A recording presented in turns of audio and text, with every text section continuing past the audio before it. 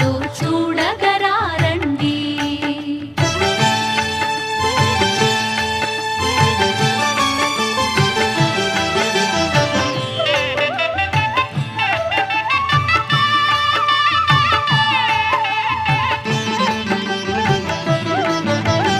కృతయుగమందున వసుమతి ఇలలో పశుపతి గూచి తపమే చేయ కృతయుగమందున వసుమతి ఇలలో పశుపతి గూచి తపమే చేయ వరమే ఇచ్చెను పరమేశ్వరుడు.